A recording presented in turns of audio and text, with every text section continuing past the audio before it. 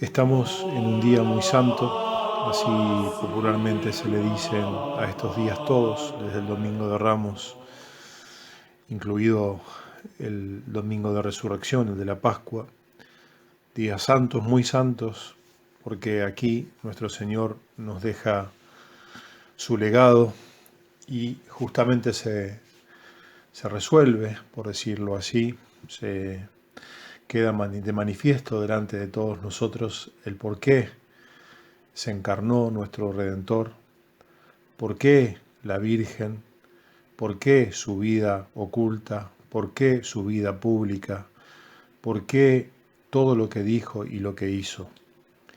El Señor ha venido a nosotros para padecer, morir, rescatarnos así con semejante precio de la pasión y luego resucitar, ascender a los cielos y ya esperar que todos nosotros, embebidos y a la vez alimentados de todos los frutos de la redención, podamos ir con Él a la eternidad. Por lo tanto, vamos a meditar este Jueves Santo, por la mañana y por la tarde, un poco, porque es inagotable, todos los misterios que están encerrados en la pasión y solo aquellos que podemos descubrir, porque pienso siempre que la mayoría de esos misterios están ocultos a nosotros todavía y que recién en la eternidad podremos verlos del todo. Bien, hay cosas que voy a obviar porque el tiempo no nos da para todo, porque este día podríamos decir que comienza con la noche anterior del miércoles, con el oficio de la noche, de maitines y laudes. Justamente muchos han escuchado hablar de estos oficios que no conservan sino lo que les es esencial en la forma y se han suprimido todas esas aspiraciones vivas que se habían añadido al sucederse de los siglos. Entonces se le da vulgarmente el nombre de tinieblas a estos maitines y laudes de estos últimos días de la Semana Santa, porque se los celebra muy de mañana antes de salir el sol. Voy a obviar la explicación de ese oficio, del candelabro, que es un rito importante, misterioso, propio únicamente de estos oficios que confirma también este nombre. Se coloca en el presbiterio cerca del altar, es triangular sobre el cual se hallan 15 velas. Voy a obviar el simbolismo de los ritos, que son tan interesantes, porque en realidad me quiero centrar en la meditación del misterio o de los misterios. Aunque el misterio es uno solo, la redención, hay muchos dentro de él. Voy a obviar también las lamentaciones de Jeremías sobre Jerusalén. Todas las lecturas del primer nocturno de estos 3 días están sacadas de las lamentaciones del profeta. Voy a obviar el oficio de la mañana, pero sí quiero un poco decir algo sobre la preparación de la Pascua, porque este día es el primero de los ácimos.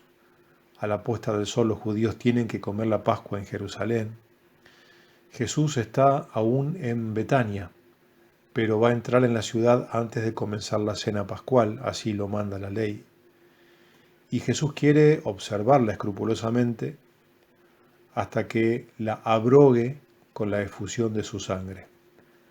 Por lo cual envía a Jerusalén a 2 de sus discípulos para que preparen el convite legal, sin darles a conocer de qué modo va a concluir. Nosotros, que conocemos ya este misterio, cuya institución se remonta a esta última cena, comprendemos bien por qué escogió Jesús con preferencia en esta ocasión a Pedro y a Juan para que cumpliesen sus intenciones. Pedro fue el primero en confesar la divinidad de nuestro Señor Jesucristo. Él es el que representa la fe. Y Juan, que inclinó su cabeza sobre el pecho de nuestro Señor Jesucristo el íntimo de Jesús, el amigo de Jesús, el amado de Jesús, representa el amor. El misterio que se va a promulgar en la cena de esta tarde se revela el amor por la fe, y tal es la enseñanza que nos da nuestro Señor al escoger, al tomar a estos dos apóstoles, pero estos no podían penetrar las intenciones del corazón del Divino Maestro. Jesús, que sabía todo, les indica el medio de conocer la casa a la cual va a honrar hoy con su presencia. No tendrán más que seguir a un hombre que lleva un cántaro de agua sobre la cabeza. La casa en que entra este hombre la habita un judío opulento que reconoce la misión celeste de nuestro Señor. Los dos discípulos propusieron a esta persona las intenciones de su maestro y al momento les mostró una gran sala bien aderezada, bien acomodada. Así es, convenía que no fuese un lugar cualquiera el que había de servir para la celebración del más augusto misterio. Esta sala, en la cual había de suceder la realidad a las figuras, era muy superior al templo de Jerusalén. En su recinto había de levantarse el primer altar y allí se ofrecería la oblación pura que había sido anunciada por el profeta. En este mismo lugar va a comenzar el sacerdocio católico unas horas más tarde. Allí, en fin, 50 días más tarde, la Iglesia de Cristo, reunida y visitada por el Espíritu Santo, había de anunciarse al mundo y promulgar la nueva y universal alianza de Dios con los hombres. Este santuario de nuestra fe no ha sido borrado de la tierra. Su asiento se encuentra para siempre señalado en el monte Sión. Jesús ha vuelto a Jerusalén con sus discípulos. Todo lo ha encontrado preparado. El Cordero Pascual, después de haberle presentado en el templo, ha sido conducido al cenáculo.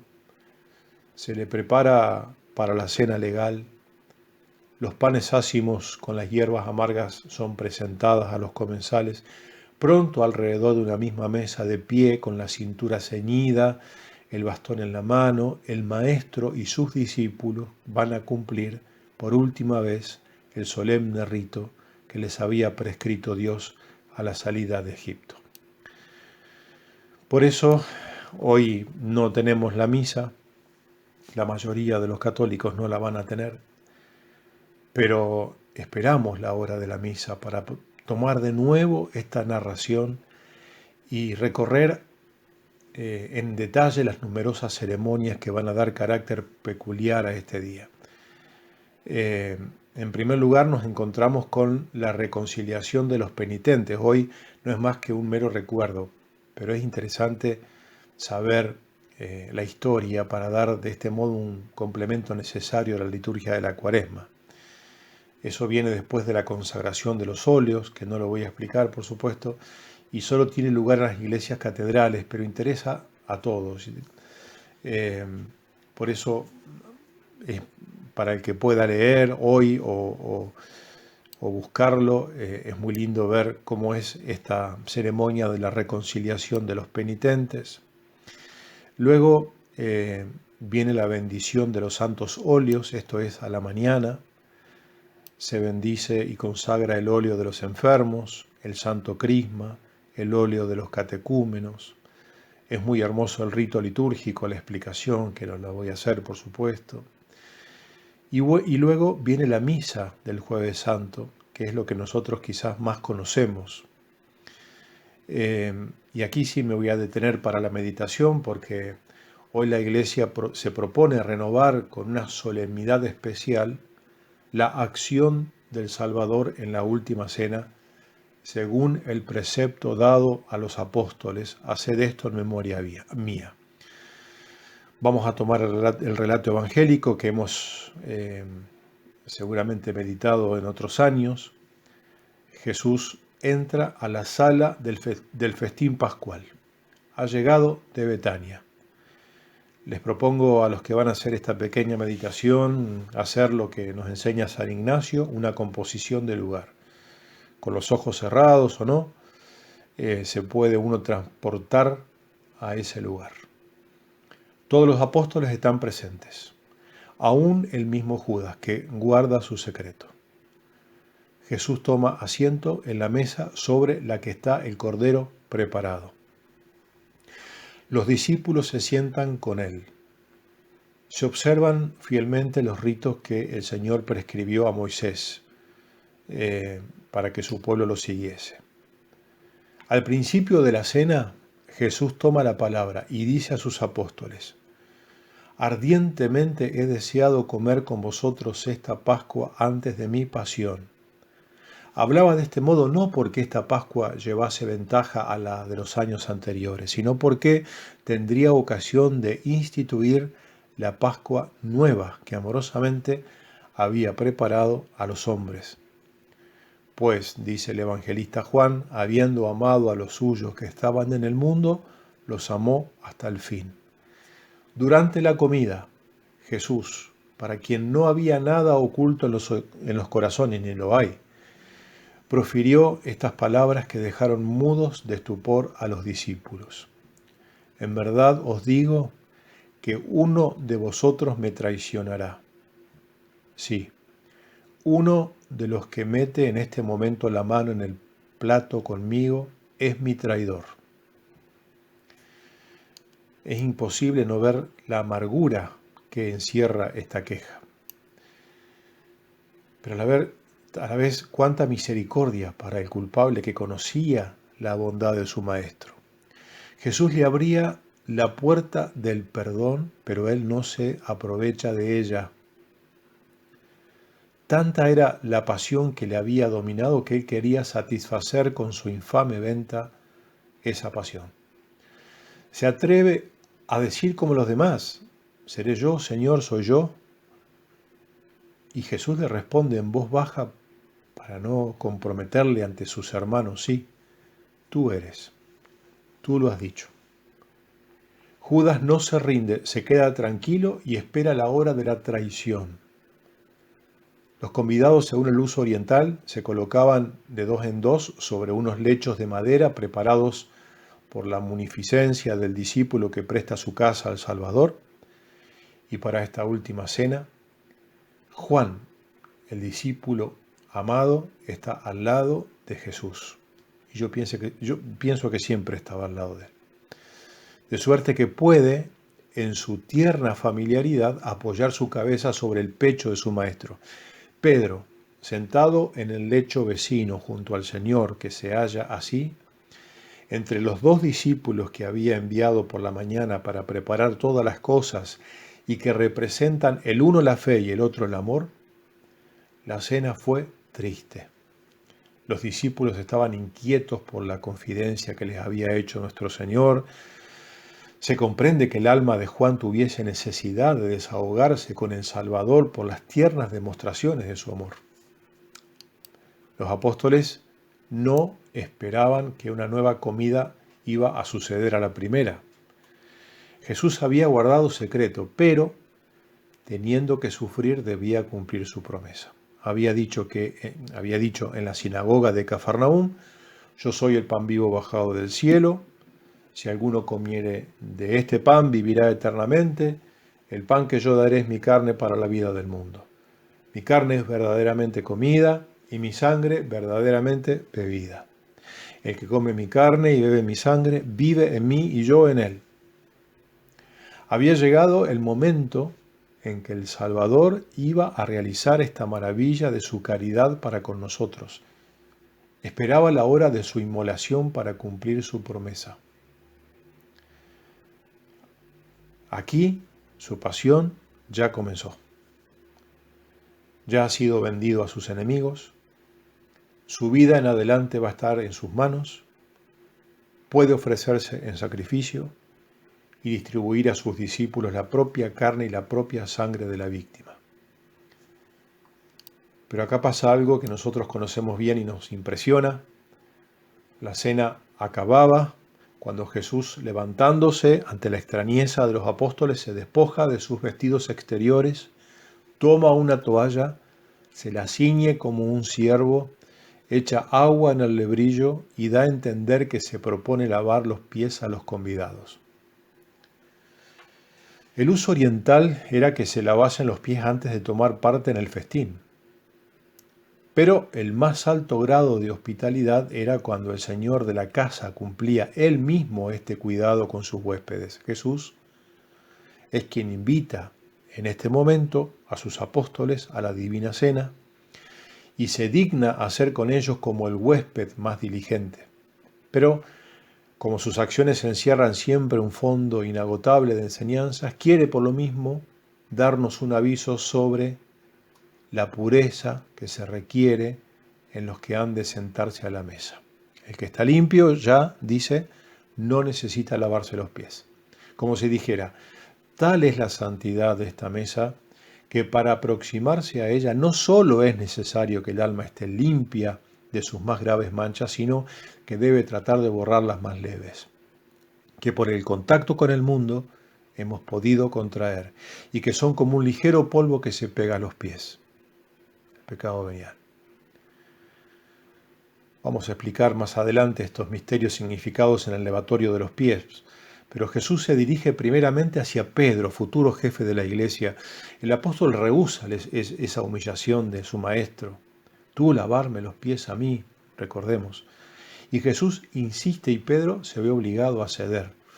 Los otros apóstoles que como Pedro habían quedado sobre los lechos, ven sucesivamente a su maestro acercarse a ellos para lavarles los pies. Y no exceptúa ni al mismo Judas. Había recibido un segundo y misericordioso llamamiento algunos momentos antes, cuando Jesús, hablando a todos, dijo, vosotros estáis limpios, pero no todos. Este reproche había sido insensible. Jesús, cuando acabó de lavar los pies de los 12, se recostó en el lecho junto a la mesa, al lado de Juan otra vez. A Pedro le ha herido la insistencia de su maestro. Quiere conocer al traidor que deshonra el colegio apostólico, pero parece que no se atreve a preguntarle a él, a cuya derecha está recostado, y hace unas señas a Juan, que está a la izquierda del Salvador, para procurar obtener una aclaración, una información. Juan se recuesta sobre el pecho de Jesús. Esta imagen es tiernísima y ha sido reproducida por poetas, por pintores.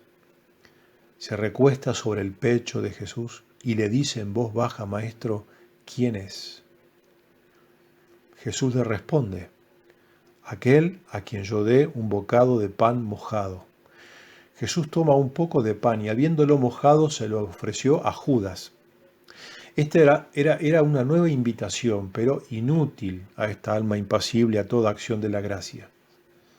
El evangelista añade que después que recibió el bocado, entró en él Satanás. Y Jesús aún le dice 2 palabras más. Lo que vas a hacer, hazlo pronto.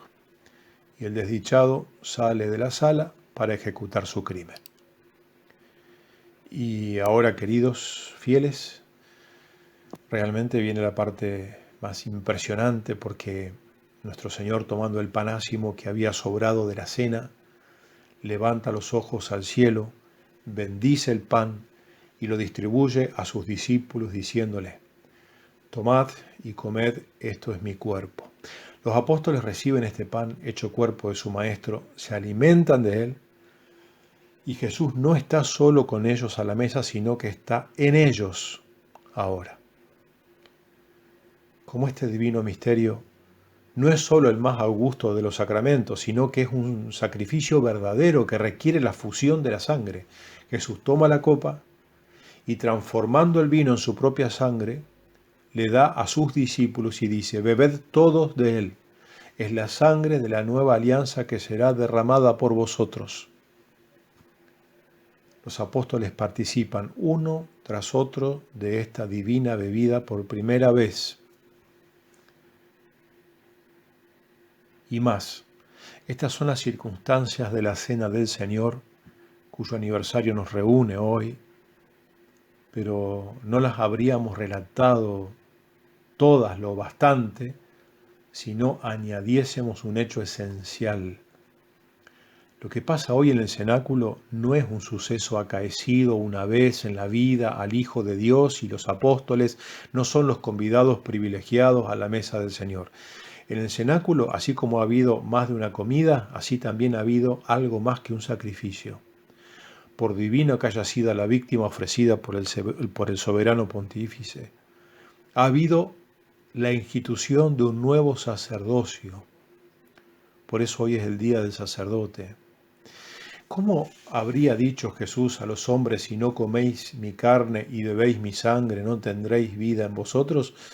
Si no se hubiese propuesto establecer en la tierra un ministerio por el cual se renovase hasta el fin de los tiempos lo que acaba de hacer en presencia de sus discípulos.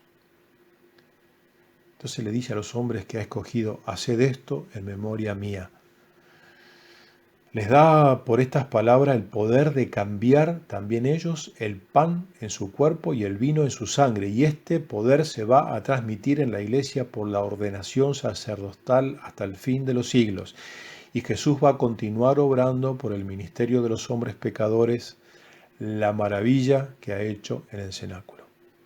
Y al mismo tiempo que dota a su iglesia del único sacrificio, nos da a nosotros, según su promesa, por el pan del cielo, el medio de vivir en Él y Él en nosotros. Por eso hoy vamos a celebrar otro aniversario no menos maravilloso que el primero, que es la institución del sacerdocio. La misa, que no vamos a asistir lamentablemente, para expresar de manera sensible a los ojos de los fieles la majestad y unidad de esta cena que el Salvador dio a sus discípulos y a todos nosotros en su persona, la Iglesia prohíbe hoy a los sacerdotes la celebración de toda misa privada fuera del caso de necesidad. Quiere que solo se ofrezca un sacrificio al que asisten todos los sacerdotes. A la comunión se acerca al altar revestido de estola, insignia del sacerdocio, para recibir el cuerpo del Señor de manos del celebrante. La misa del Jueves Santo es una de las más solemnes del año. Aunque nuestro Señor sacramentado tiene otra fiesta en el año, que es el Corpus Christi, hoy es la fiesta de su cuerpo y de su sangre también. Y aunque la institución de la fiesta de este sacramento tiene por objeto honrar con el mayor esplendor este misterio, la Iglesia, al instituirlo, no ha querido que el aniversario de la Cena del Señor pierda ninguno de los honores que se le deben.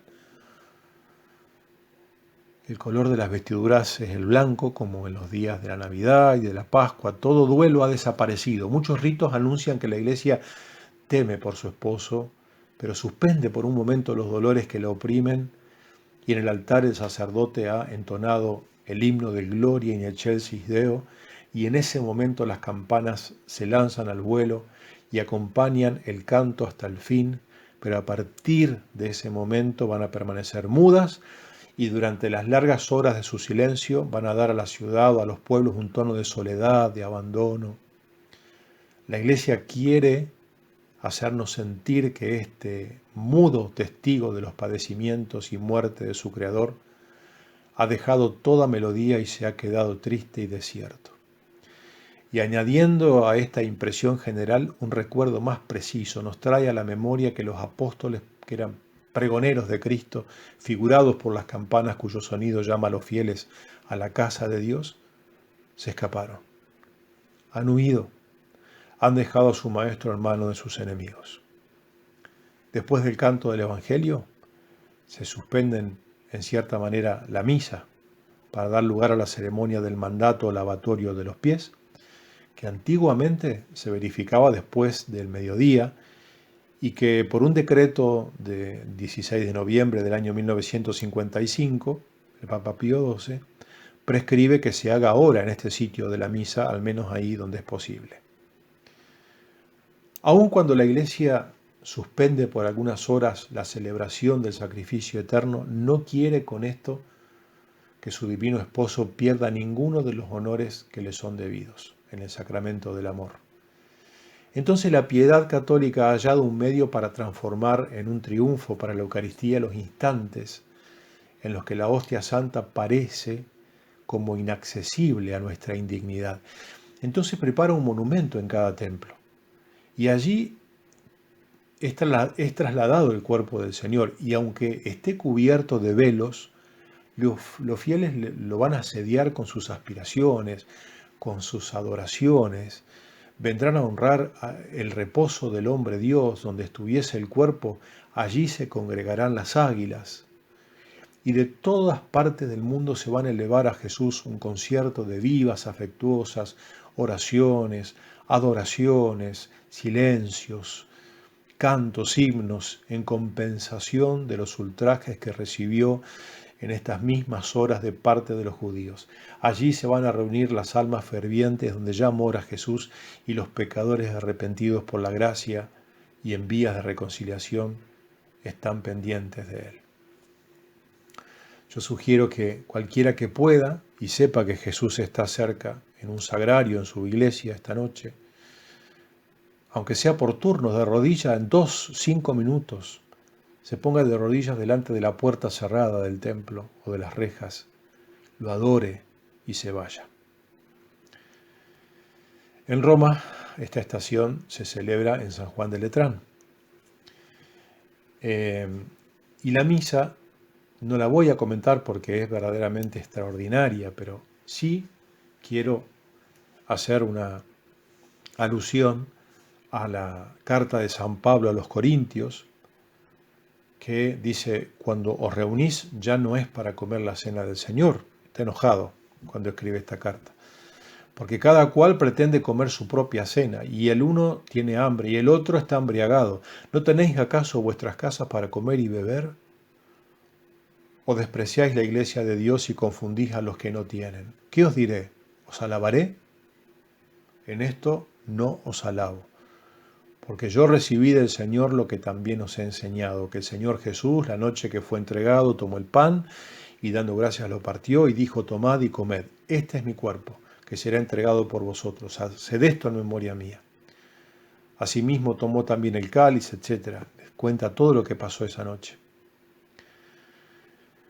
Porque siempre que comiereis este pan y bebiereis de este cáliz, anunciaréis la muerte del Señor hasta que Él venga. Por tanto, dice Pablo, cualquiera que comiere este pan o bebiese el cáliz del Señor indignamente será reo del cuerpo y de la sangre del Señor.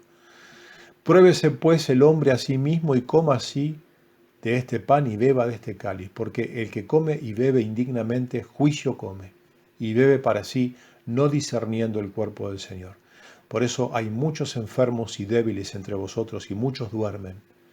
Si nos examináramos nosotros mismos, no seríamos juzgados ciertamente, pero si fuéramos juzgados, seremos castigados por el Señor, para que no nos condenemos con este mundo. Así le dice Pablo en esta epístola de la misa del Jueves Santo. Por lo tanto, el gran apóstol de las gentes, después de haber reprendido a los cristianos de Corinto por los abusos que daban lugar en las cenas llamadas ágapes, que el espíritu de fraternidad había instituido y que no tardaron en suprimirse, relata la cena del Señor, insiste en el poder que el Salvador dio a sus discípulos de renovar la acción que acababa de efectuar. Pero nos enseña de un modo particular que cada vez que el sacerdote consagra el cuerpo y la sangre de Jesucristo, anuncia la muerte del Señor, dando a entender por estas palabras la unidad de sacrificios en la cruz y en el altar. Examínese pues cada hombre a sí mismo, dice, y después coma de este pan y beba de este cáliz. Claro, para participar de un modo íntimo del misterio de la redención, para contraer una unión estrechísima con la divina víctima, debemos desterrar de nosotros todo lo que sea pecado o efecto de pecado. El que come mi carne y bebe mi sangre, mora en mí y yo en él, dice el Salvador. ¿Puede haber algo más íntimo? ¿Con qué cuidado debemos purificar nuestra alma, unir nuestra voluntad a la de Cristo antes de acercarnos a esta mesa que ha preparado para nosotros y a la cual nos invita? Entonces, pidámosle que nos prepare Él mismo, como preparó a los apóstoles, lavándole los pies. Lo hará ahora y siempre, si nos entregamos por completo a su amor.